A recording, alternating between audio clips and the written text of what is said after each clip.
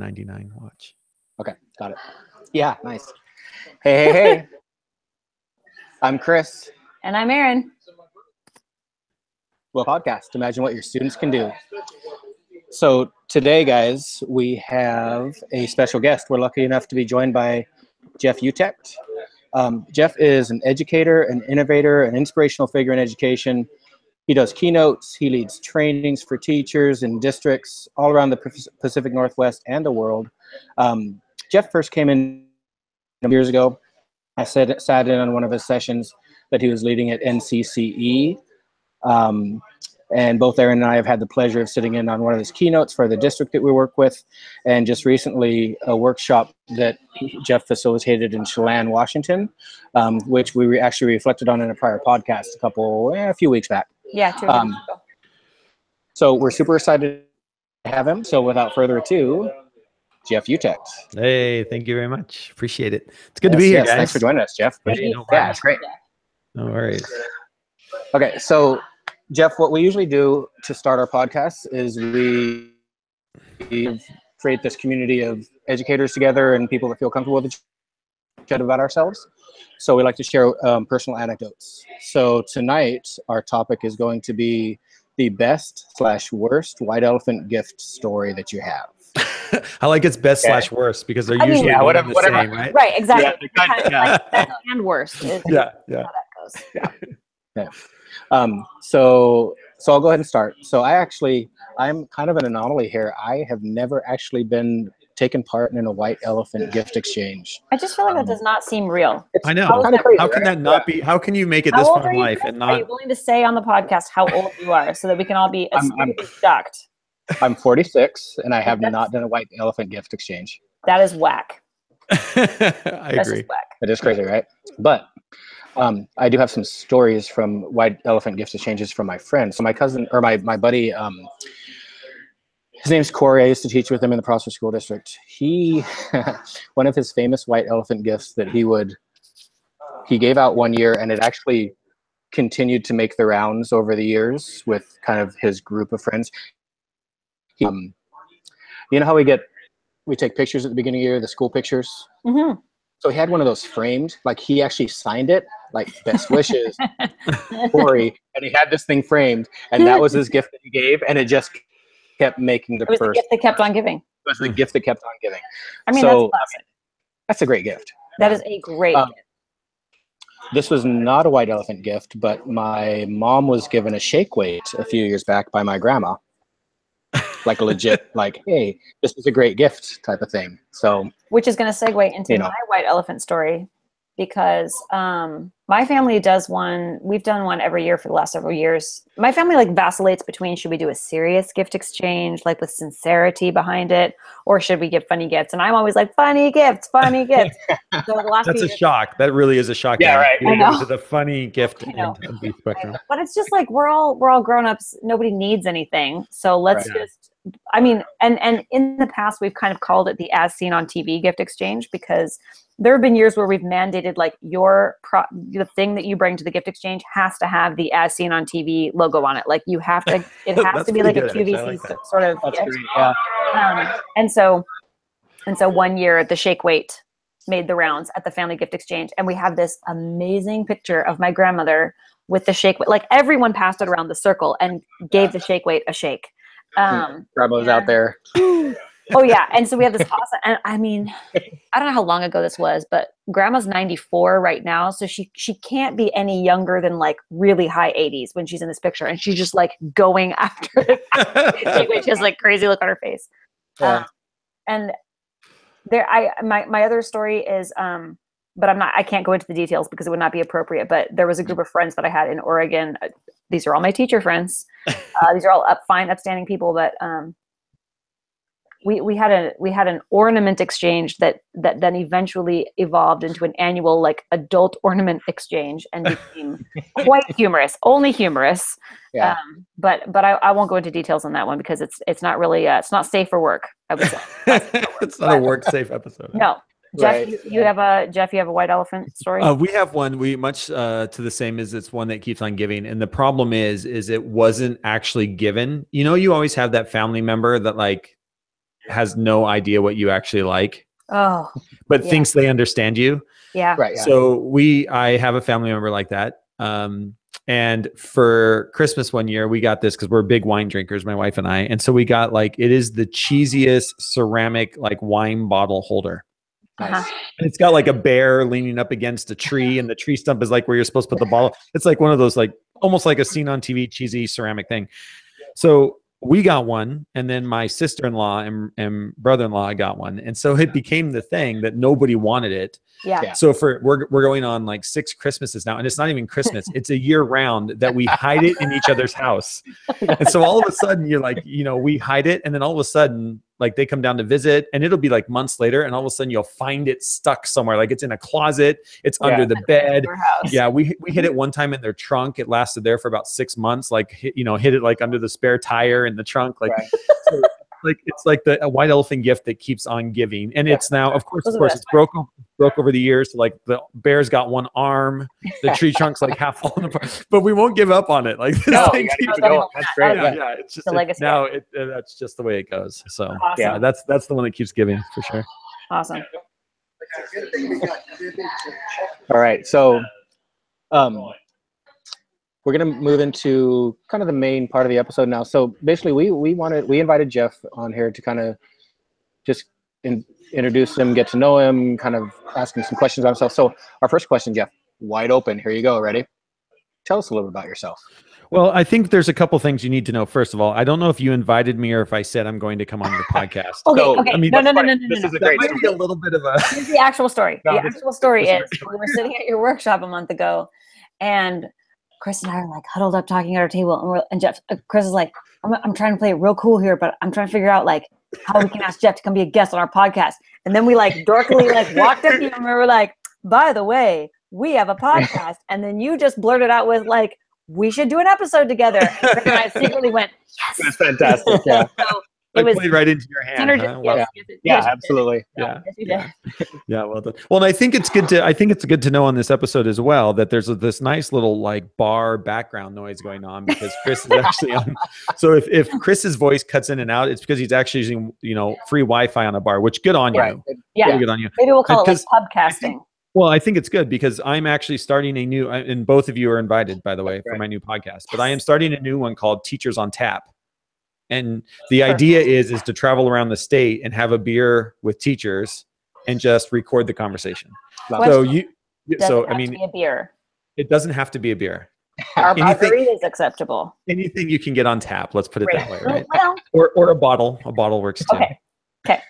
So just a little bit about myself. I'm not sure how I got to where I am today. I just actually recorded an episode on my new podcast. So I'm starting it's an old podcast that I'm bringing back. It has 30 episodes under its belt already from 2008, 2009, but a new old podcast is coming back called Shifting Our Schools, and it'll be episode 31. And in the episode, I just decided it's been since 2009. I haven't done this. It's like the dawn of podcasting. Yeah. I have hundreds of episodes of podcasts on 3 different podcast channels from back in the day, before life got too busy. So I decided as I was going to relaunch this podcast with my new company, Youre Learning, that I would just tell my story. And the problem is, when people say like, tell us about yourself, you're like, where do you begin? Yeah. Like, how does this? So I was born on a cold. Yeah, exactly. So if you want to know the full Jeff Utecht story, it's sospodcast.org, episode 31, which will drop probably next week. It's an hour and a half if you want to know the whole story. That's an investment, Jeff. Yeah, but I love it because, and this is the thing, and it's the thing I love about podcasting, right? There's no time. There's no time. You can just talk forever. And that's one of the reasons why I really like this medium. But my quick story is elementary ed. I was lucky enough that my second year of teaching here in the state of Washington, the Bill and Melinda Gates Foundation was doing a thing called the Teacher Leadership Project. And it's crazy because I'm meeting teachers all over the state that were part of this project. But Bill Gates's idea at the time was that if we could put one computer to every 4 kids in the classroom, we would change the teaching and learning environment. Mm-hmm. And so over I want to say it's about a 6-year period that the grant ran, you could apply for this grant as a teacher, and they did about 100 teachers a year across the state, and get these computers. And so that was kind of my first, I mean, in my second year of teaching, I was kind of known as like, I don't even know. I mean, there's a lot of other backstory that if you want to listen to the hour and a half, you get the backstory, how I got to that point. But that was really my first idea. I'm teaching fourth grade, and I get this grant, and we knew we were going to be overloaded in fourth grade. There were 2 fourth grade teachers, and we knew we were going to have too many kids. And so I went to my principal and I was like, I'm getting these computers. I need every kid you can give me. Like I want as many computers for our school as possible. Right. So I think class size at the time was 28, and I ended up with 34 kids. So I ended up with like 7 computers and the first LCD projector. Yeah. Oh, it was massive. We couldn't move. Like we had no room for the computers. Oh my gosh. But I learned to I had to learn to like network them together. So they had their own little intranet so we could share files. I had wires running everywhere. I mean, you have to, like, this is pre-Wi-Fi, right? Like this is I mean, there's no such thing as a smartphone. There's no, I mean, we barely have cell phones. Let's just, I mean, it was like dial-up. It was this crazy, crazy time. And that was really my, like my fourth graders, like we were doing, it's so fascinating. Like, I'm a fourth grade teacher, and we were doing things. I had kids doing virtual stock markets in the fourth grade to learn math. Amazing. Awesome. Yeah. And I love it because I talk to like high school teachers today who are like, oh yeah, I'm a high school algebra teacher and I have my kids in a virtual stock market. And I'm like, I did that in fourth grade 15 years ago. Right. I just, it's this very fascinating idea of just where we think kids are with tech and what they can handle. Right. And that's something you guys talk about it a lot on this podcast as well. But anyways, that was kind of my first in, and then rolled out a 1-to-1 program with Palm Pilots in 2004 when I moved overseas. Yeah, I mean, pilots. I mean, who in their right mind says, we need 1-to-1 Palm Pilot programs? Definitely. That was me. But and so I don't know. From there, I mean, you were kind of anticipating like tablet computing. I mean, that's 1-to-1 tablet. Thank you, Erin. Thank you. I appreciate you putting it in that way. That's but the idea of kids having a handheld device that they could use as a tool that became huge once the iPad was invented, right? They just. I think more than that, even more than that, and you're right. Maybe I don't think I had that foresight. I know I didn't have that foresight. But I think more than that, I mean, even as early as like, we're talking like 2003, 2004, there was something about, for me, there was just something about looking at the way work was changing. Mm-hmm. Yeah. And I think a big part of it is, at that time, when I rolled out the Palm Pilot program, I was in Saudi Arabia. My wife and I moved overseas, and we're teaching at an international school in Saudi Arabia. And just how small the world was because of the connection. Mm-hmm. We didn't have a long distance phone call. You could set up a website it was pretty easy. Mm-hmm. I got my master's degree while in Saudi Arabia online. Mm-hmm. Like there was this idea of the connection to me it was so easy and it was so simple, and it was changing the world as I was living it. Mm-hmm. And those are the moments I think that I was blessed with. In 2005, my wife and I moved to Shanghai. And in 2005, there was this little known book called The World is Flat comes out. Yeah. If you've ever read The World is Flat. And one of those turning points for me is I'm actually reading The World is Flat, or actually Audible. I listen to books. I don't read books. But I'm listening to the Audible version of The World is Flat. And I'll never forget it. I'm sitting in the back of a taxi as he's talking about the rise of China. And he's talking about Shanghai. And I'm literally driving in Shanghai. Right. Yeah. And it was one of those moments, like I am in the middle of the revolution. Like I am watching, there are more cranes in Shanghai than there are anywhere in the world. Right. This place is exploding. The connection is here. We're never going to go backwards from globalization. And I'm in the middle of it. And it was, again, for me, it was one of those points where like the world has changed and we need to prepare kids for a new future. And I think that, for better or for worse, that's kind of the story of how I continued to follow that path, and that became my passion. So okay, cool. What brought you into teaching to begin with? Like, did you always want to be a teacher? Like, what set you on that path? 2 things, I think. My parents are both educators. My mom retired as an elementary school principal. My dad was a FFA teacher, so Future Farmers of America. And then in the late 80s, early 90s, we did away with vocational ed. And so my dad became a biology teacher. And that wasn't his passion. His passion was always as an FFA teacher. And so, you know, teachers get put into those positions. But when that happened, my dad took all the farmland that the school owned for the kids and basically rented it out as under our family name. And that started Udic Produce, which is still Udic Farms is still my brother runs the farm today. It's about 1,800 acres or so in the Spokane Valley here in Washington State. Okay. But there was, I mean, that was a big influence for sure. Like, you know, grading papers with my dad around the table. I mean, anybody that has been raised in an education family probably has the same stories, right? Just understanding what that's like. And then also, I mean, I think a big thing for me is in high school, I had enough credits, like a lot of us did, you know, before this idea that you had to take every class all the time, 24 credits. Right. Kids have no free time, heaven forbid. Right. Attitude that we have in the late 90s, you know, I could still have enough credits to graduate as a senior. And so I had enough credits to graduate. And so it was either like take late arrival and early release or do something else. And my school had this thing called elementary experience where you could donate your time or volunteer your time down at a local elementary school. Yeah, cool. So I went back to my elementary school, back to still to this day, my favorite teacher, Mrs. Hubble, who's my 4th grade teacher, and volunteered in her classroom for half the school day for my entire senior year. And that's when I was hooked. That's when I got hooked. I was like, this is what I want to do. Cool. Here's my thing. And from that point on, it was all about education. Nice. What grades have you taught? So I started teaching 4th grade. So I taught 4th grade for 3 years here in the States. And then I taught 5th and 6th grade in Saudi Arabia. I taught kindergarten, 1st, 5th grade, 8th grade, 9th grade, and 6th grade in Shanghai. In Bangkok, I was a tech coach. So I basically supported K through 12. At the same time, I've taught for 3 different universities, 2 universities online, and I teach a summer course for Whitworth University here in the state of Washington. Oh, cool. So I've really done literally kindergarten through graduate level work. Holy smokes. Okay. Yeah, that's great. So you kind of touched on it a little bit, but did you ever imagine kind of getting to this point when you started off in your education career, traveling the world, affecting all these teachers, doing all with the Youre, all that? No.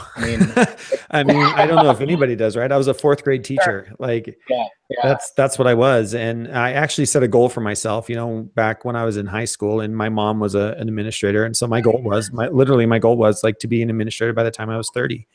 And tech was not a part of that. I was on that path. I, you know, graduated college with an elementary ed. Year later, or 3 years later, went into my master's degree, graduated with a curriculum and instruction with a focus in technology master's degree. Right. And at the same time, I'd already started my admin cert. So I'm 27 years old. I have my admin certification, and I am interviewing for VP positions. And I did probably the worst / best decision I ever made in my life. Is I set up this stupid blog. And that was the turning point. I started the Thinking Stick and started blogging and thinking about tech. And for some reason, people read it and still read it. And people started inviting me to come to their schools to help their teachers. And next thing you know, I've got a full-time job just supporting schools and teachers and trying to spread this message of creativity and what we do with tech, you know. Cool. And a big part of that is project-based learning, which is why I love what you guys, you know. So segueing into the topic of project-based learning, here's like, to me, this is like the big question I want to ask you tonight. For teachers that are, I mean, we're trying to reach teachers that are maybe like thinking about project-based learning, wanting to transition into more of that mode in their classroom. So what are your, I'm going to say top 3, but the number is arbitrary. What are your top 3 like kernels of wisdom for teachers that are trying to move in that direction? Yeah. I think the first thing for me is, you know, if you've been teaching for 10 years or longer, project-based learning is not new. We went through this in the late 90s, early 2000s when I started you know, when I started teaching. It was all about project-based learning. And so as it comes back around, and it is coming back around, I mean, you know, I travel to state conferences all here in the US. I've been, you know, I travel the world.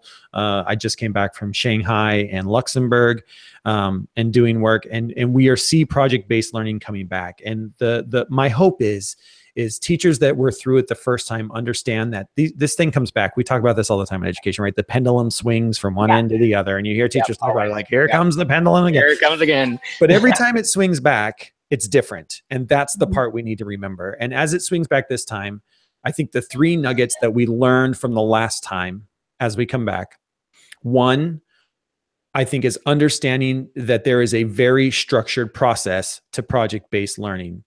And it's in the structure that learning happens, not in the actual final project. And the thing that I constantly try to help teachers understand is, if you do project-based learning correctly, a student should never, quote unquote, flunk the project at the end. Love that. Right. Love that. There should be so much formative assessment and formative feedback, and you should be so engaged in the process of the project that by the time we get to the end, every project is perfect. Yeah. Because the learning happens in the process, not the product. And that is, I mean, I was a horrible teacher when I think back to that, because I was that teacher. I did project-based learning all the time with my kids, but it was like, here's the project, here's the prompt, here's the real world example, ready, set, go. And then 8 weeks later, we all went, yay, we did it. You know? Aaron and I talk about that a lot. Yeah. You guys talk about that all the time. And that's what I love about your podcast, is it's breaking this down. Like, we are structuring it differently this time. We've learned so much about the way children learn, about the way the brain functions in the last 15, 20 years since we came through project-based learning again, that when it comes back this time, it's going to be so powerful. And part of that is because of tech as well. Like, we just have access to things. You know, kids can watch YouTube videos, and you can reach out to a professional, and you can just do things differently that we just couldn't do before.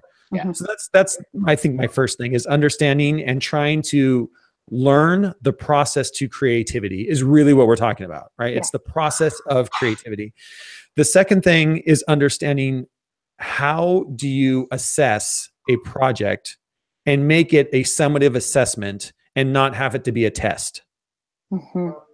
We were struggling that today with some teachers. I was at a workshop today with some teachers in a school district. It was Everett Public Schools here in the state of Washington. So I'll just like, and we were talking about that with some science teachers today, of like, how can we have something not be a test? Like, can kids give a presentation? And if you've done all this formative assessment along the way, that can be a summative point. A summative point doesn't need to be a written test. There are other ways. And I just keep coming back to, in the real world, you know, I'm never given a written test. Like, I live in, I don't know if you can see behind me, and we're in this cute Tudor 1926 Tudor house. It's got these cool funky angles, and it's super cool. It's got these old wiring in it. And I don't have to take a written test to know if the wiring works. I flip the light switch, right? The project is the summative assessment. Either it worked or it didn't work.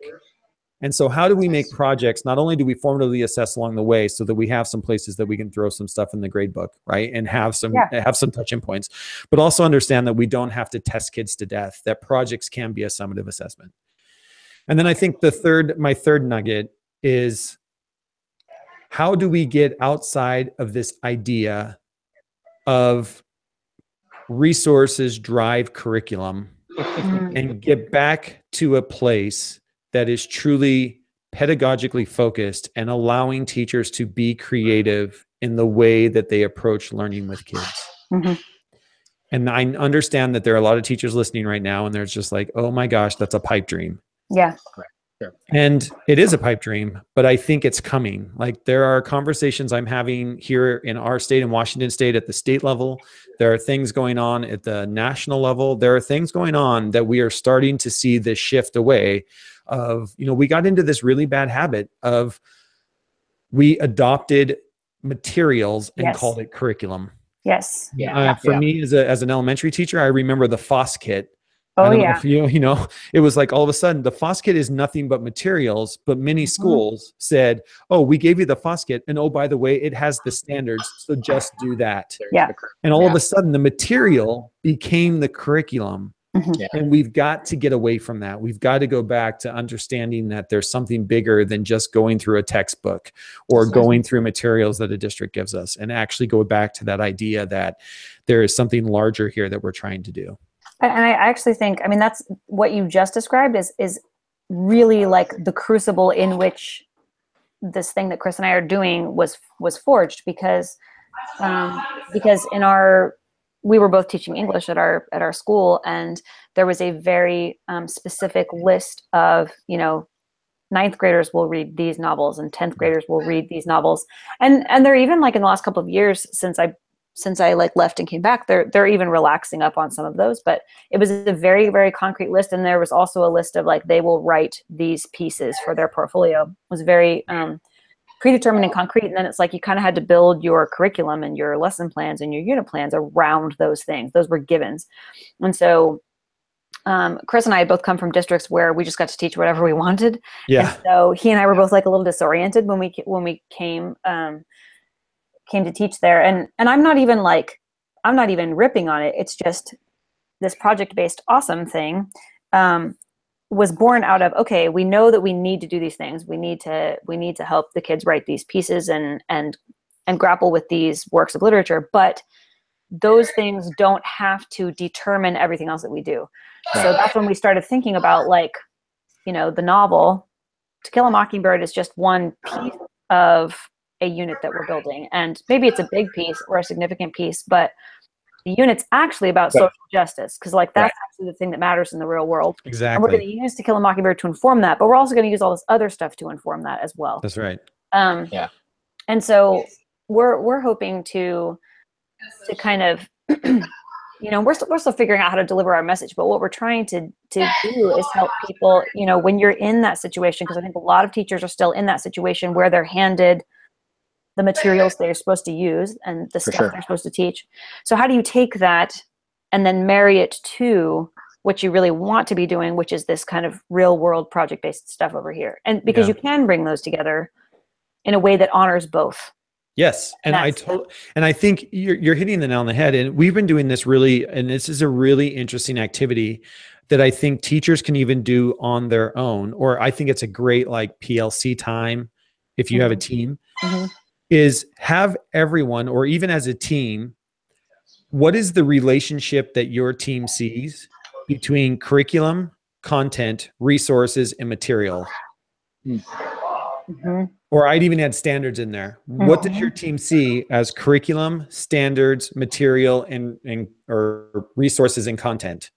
Like, can you, what picture would you draw that represents the overlap of those four things? And here's the thing that we have found. Everybody has a different understanding of those four things. Is it standards that drives curriculum? Is it curriculum that is the overarching, and standards, content, and resources fall underneath that? And what we have come to notice is everybody talks about those four things in really different ways. We are not even using common language within education. And the thing I love is we start talking to teachers about, because I hear all the time, my district doesn't give me curriculum, or I have to follow the curriculum, or I wish my district just gave me curriculum. There's no like physical book of curriculum. Right? There's no like, you can't be handed curriculum. To your idea, what we want kids to get is this idea of social justice. That's the curriculum. To Kill a Mockingbird is a resource that we use to understand this idea of social justice. Right? You don't get handed curriculum. We make it. That's what teaching is. And we use the resources and the content, and we try to hit these things called standards, and all of that together allows us to understand and dig deep into the idea of social justice. But you try to get teachers to create some kind of diagram that shows the relationship between curriculum, standards, content, and resources, and you have 5 teachers, you end up with 5 different understandings. And that, I think, right now is a big issue in education. And it's kind of scary, because I mean, like, we throw those words around all the time as if we all do have the same understanding of what they mean. And so, Yeah. Yeah. That's tough. Yeah. Well, we're working And on that's it. I'm done. I blew your minds. We're out. So Yes. Well, brain melted. no, but I just think it's been fascinating. Like we've been doing this training now. We did this with one of the school districts we work here with the state. We did it for 8 days in a row with 8 different groups of teachers, 40 teachers a day, and never got the same understanding. Wow, that's crazy. And it was great for them to see that. Like we all have, and then to, as a district, say, here is what we mean. I don't care what you mean. As a district, you work for this district. As a district, when we talk about curriculum, this is what we talk about curriculum. This is what we mean as a resource. And all of a sudden, I mean, and everybody can come to an understanding on it as long as we all have the same understanding. Right. Right. And then it just clarifies things. It clarifies things because I'm sure you have teachers. They're like, no, we have to kill a mockingbird because that's the curriculum. No, it's not. That's the curriculum. Social justice is the curriculum. Kill a Mockingbird is just one of those resources we use to help kids do that. Right. Oh man. Yeah. Yeah. Nice. Okay. So we're after all that. So we're going to shift gears just a touch. So Jeff, you've been out of the classroom for a few years. I've kind of gone through the same kind of transition. I taught English for, help me do the math, Aaron, 17 years, 19 years? You can do the math, Chris. Don't be helpless. I can do the math. 19 years. And then I moved into this, thanks, Aaron.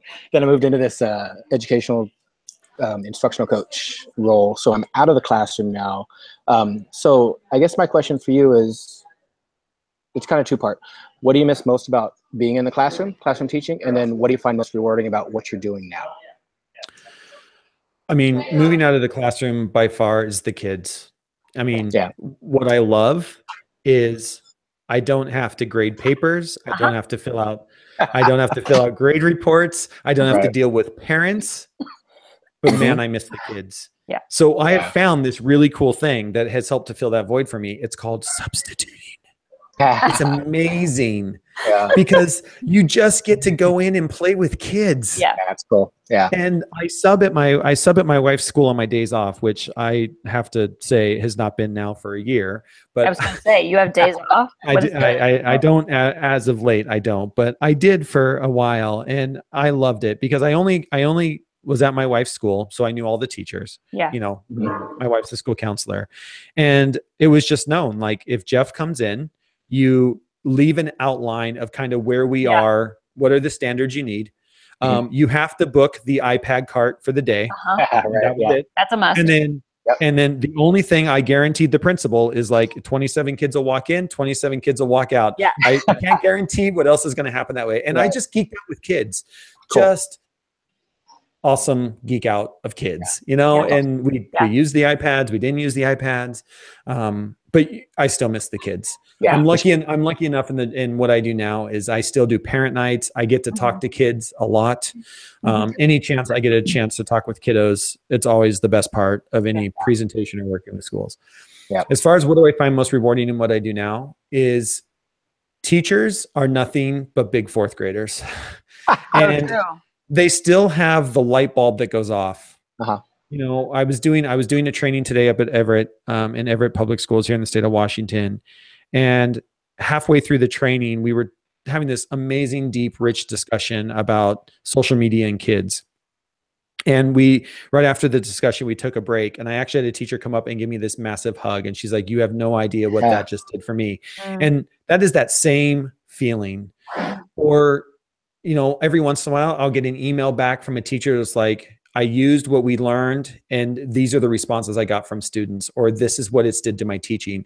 And just like a teacher, when you see that light bulb go on with your kids, you get that.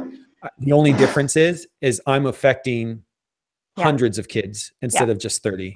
Yeah. And it's hard work.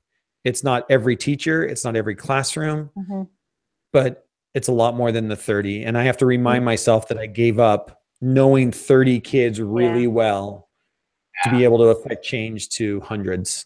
Yeah. You know, I think Chris would probably echo a lot of that. I can absolutely relate to that. Yeah. The opportunity to get into, for sure, not getting as close to those kids that I had in class, but the opportunity to get into more classes and have an effect on more students. I was just talking to a friend of mine today, messaging back and forth there about the fact that, you know, the things that I'm doing now have an effect on more students than I ever have before. And I just, that's awesome to me. So Yeah. I get that. Yeah. And I mean, I think that's just the mindset of a teacher, right? Like that idea that, I mean, teaching is teaching, and we do it because we want to see that light bulb, you know, we do it for that passion. And I don't care how old you are. You know, everybody loves to learn. And when you can do that and help people do that, that's the reward. Yeah, for sure. Yeah. That's the thing. I was out of the classroom last year, and I came back, and I felt like a part of my brain that had been asleep for the last year woke up, because it was just like being around the kids all day, every day I was like, oh, I did miss these guys. Cause like part of the reason I left was I was getting kind of bogged down in some teenage apathy, and I was getting a little bummed out. And part of it is I came back and half of my day is spent teaching drama. So like, there's just no more fun class to teach than that. Like we just play every single day for an hour, and it's great, and they love it and I love it. But even my academic classes too, like I missed those relationships. I really like working with young people. So and you know that you give up something, and that's what you give up. You know, you give up that relationship with young people. We also wanted you to tell us more about like what's going on with Youre, like for the uninitiated, for the listeners who don't know like what you guys do over there. Can you give like what's the elevator pitch, or maybe the slightly longer than the longer elevator pitch, 5 flights of stairs pitch? I don't know. So we started the company Youre Learning, and you can find more at edurolearning.com. It's EDURO learning.com. And Youre is kind of an interesting word. A lot of people I was going to ask you what the provenance of it was. And you know, like any good company, if you're going to start a company today, you start by searching domain names. That's what drives the name of your company.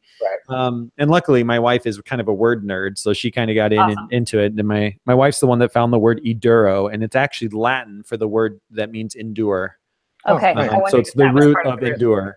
So, but it has the word ed in it. So it's also, you know, Eduro. So, but Youre Learning. So it's edurolearning.com. And what we do is our thing right now is the kind of the tagline right now is like, we help people thrive in a digital world. And we have a 3-prong approach that we use, where we start with schools. And we have a couple long-term contracts with school districts here in the state of Washington. And we, you know, as school districts are deciding to go one-to-one, or want to put a focus on this idea of project-based learning, or this idea of, right now there's a big push for open educational resources called OERs, that we come in and we help you with that transition. And so we do a lot of that at the school level. We also then do a lot of stuff specifically with teachers. So we run workshops like the one you guys went to at Chelan. We do a lot of online courses. So we have online courses. This is the month of code. So we have a special right now that if you want to learn more about coding in the classroom, and what does that mean, and what are the skills. It's not about coding. This is where a lot of teachers go wrong. It's not about coding. It's about the skills of creation. You know, coding just happens to be the vehicle that we teach that through. But we have all these online courses. You can get all kinds of clock hours. We launched this year, probably the thing I'm most excited about, we launched these things called micro credentials. So this is where you can, you get 25 weeks with me as your personal coach. So 25 weeks is almost an entire school year. And you get me as your personal coach, and we go in and we dive deep, and we check in every week, and we do Google Hangouts like this, not live, but we do Google Hangouts, and you have me, we call it having a coach in your back pocket. And so you can take, there's 3 different strands. We have a strand called the coach for those that want to, you know, become tech coaches or are moving into a coach role. We have one called the connected teacher, which is, and I see we have here on the agenda to talk about the book, which is why the book was written. Perfect. And then we have another one. The one that I run is the one called the one-to-one teacher. And it's really for teachers that are getting started in a one-to-one classroom, or have been in a one-to-one classroom and are looking to up their game and just want some support in that idea. So that, to me, that's long-term, deep integration. Like those are awesome conversations, doing some awesome stuff. And then the third thing we do is we support parents. And so we have parenting courses. If you go to the website, you'll see a whole section for parents. And so we run parenting courses. We do parent workshops for schools. We have a micro credential for parents. It's 6 courses to help parents understand the digital lives of teens today. Oh man, we got some parents in our district that create. Oh man, that is such a it's such a My need. husband went to a school board meeting and was just like shocked by some of the things that parents were saying. And my husband was like, I don't think you understand how the internet works. Yeah, it's such a need. It's such a need right now, you know, and we're trying our best to support parents. I mean, it's tough. Yeah, it is. Nobody's ever been a digital parent before, you know. Right. Right. Congratulations, you're a digital parent. You know, Yeah. like, Oh, and by the way, Facebook just came out with a messaging app for your young children. Exactly. Exactly. Like, congratulations to you, right? Yeah. So, I mean, we try to support. And our idea is, and the reason why I think we get hired a lot is, we involve all stakeholders. Yeah. You know, so we're hitting, we can talk to admin teams and school boards, and we talk to parents and teachers, and we kind of try to, you know, package these things together to support schools as they move through this change. So that's really what we do at Youre Learning. It's a passion. We're all educators. There's only 3 of us out of the team that have actually left the classroom and are doing it full time. Everybody else is still in the classroom or somehow involved with the school. So we're very much still tied into what is going on. So, that's kind of what Youre does. Yeah. And you kind of alluded to it there where you were talking about all that. You guys you wrote a new book. Yeah.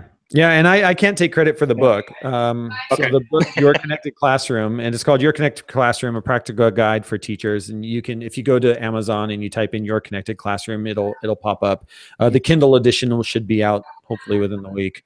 But it actually was written by my 2 partners in crime, Chrissy Hellier, who is a New Zealander, and Kim Cafino, who's American but lives in Bangkok. They actually wrote the book. The only reason why I came on as an author is I think they sold 2 blog posts as part of the book, and so because of that, I got my name on. Yay, lucky me, right? Yeah. But they've done such a great job with that book, and the book was really helped to support the micro credential, which goes to show you we've got 2 more books coming out. We have a book called The One-to-One Teacher that's in the middle of being created, and we have a book all about tech coaching that is in the process of being created. So those books will be out as well here soon that you'll be able to buy. But this book, Your Connected Classroom, is all about this idea that we go to schools and schools buy tech and think of tech.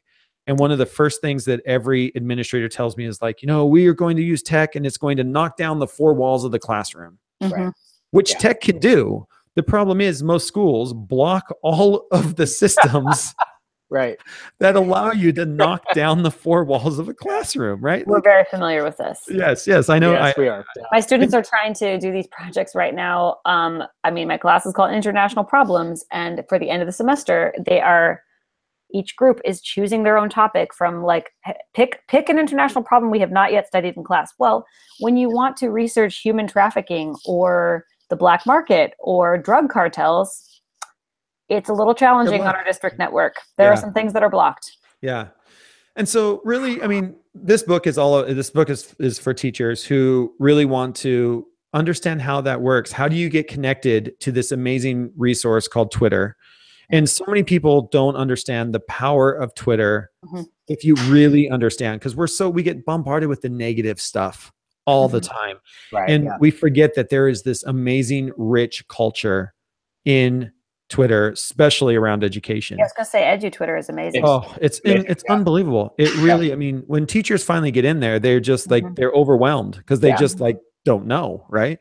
So I mean, really, that's the book. I mean, it's more than Twitter. It's way more than Twitter, but it's just this idea of if we're going to say that technology is going to knock down the 4 walls and allow kids to reach outside their classroom, this book is to support teachers in starting down that process. And it gives examples of how to set up those accounts and where to take your kids and how you can easily connect with other teachers on things like Skype in the classroom or a mystery Skype, or there's this thing called quad blogging. I mean, there are all these things that teachers are already doing that you can just plug and play into to get started. So that's really I'm sorry, did you say quad blogging?